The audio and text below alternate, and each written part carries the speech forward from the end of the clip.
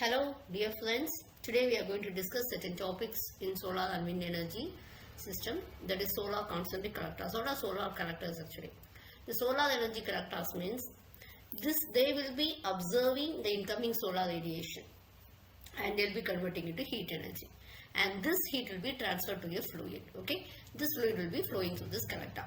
So this solar energy can be directly carried from the circulating fluid, either direct to the hot water or space conditioning equipment, or otherwise this heat energy, this can be kept in a thermal energy storage tank from which it can be used at night. Okay, it can be a direct application or you will have to wait for that particular application. So it can be whatever method.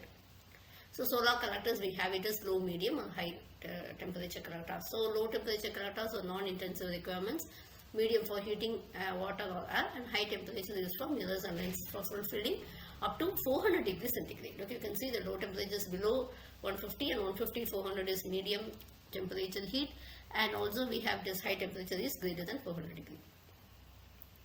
So what are the types of solar collectors? One is non-concentrating and another one is concentrating.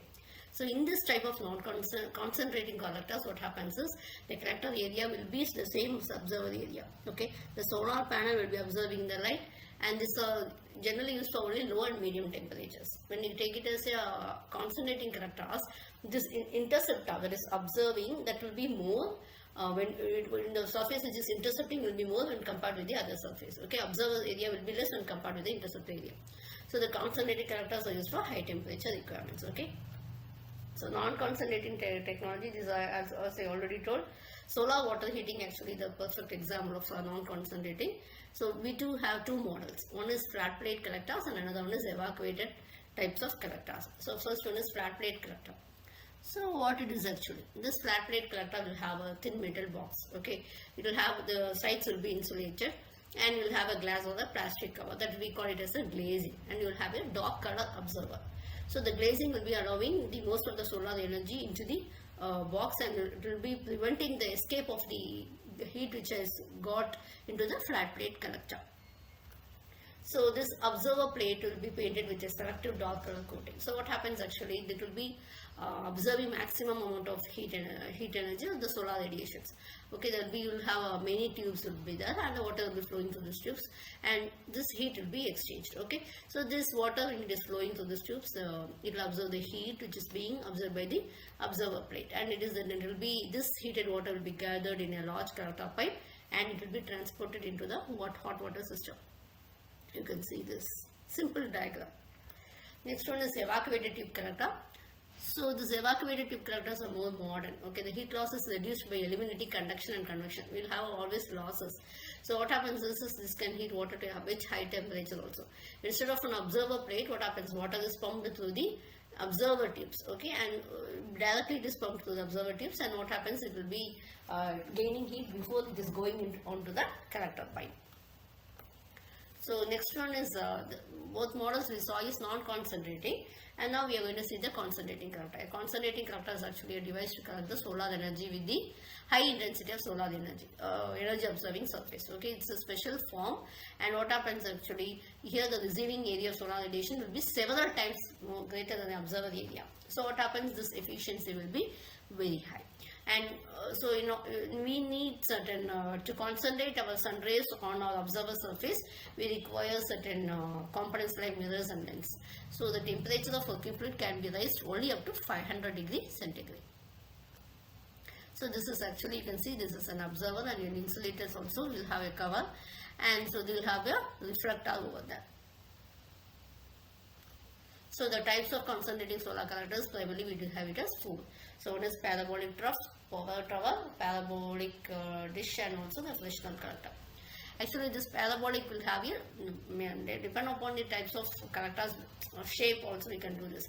This is a linear parabolic reflector will be having. So this will be positioned along the local line of the reflector. What happens actually, the receiver will be a tube placed directly over the middle of the parabolic mirror. So that will be filled with the working fluid. So what happens actually, this working will be fluid is transferring water to reduced steam. Okay, so the focus of solar radiations will be changing with change in the elevations. So we'll have to, reflector keeps following the sun. Is that the angle will be changing, isn't it? So that we'll have to track the sunlight, and this radiations will be collected. So the working fluid is actually, you can have it as example, molten salt is heated between 150 and 350 degrees centigrade, and it will be flowing through the receiver, and it is used as a source of heat for generating electricity. Solar power tower actually consists of a array of dual axing reflectors. Okay, so what happens, they will be concentrating sunlight on a central receiver. That central receiver will be placed at the top of the tower. Okay, that receiver will have a heat transfer fluid will be flowing, and it can be molten salt also. So the heliostats will be installed around the central tower. So what happens actually, the heliostats will be tracking the sunlight. Okay, so it will be the heliostat, the reflecting from the heliostats will be observed by the receiver, and normally this solar power tower will be placed at a height of 500 meters. Okay, so this can be used for storing energy, and the receiver is being heated to 500 to 1000 degree centigrade.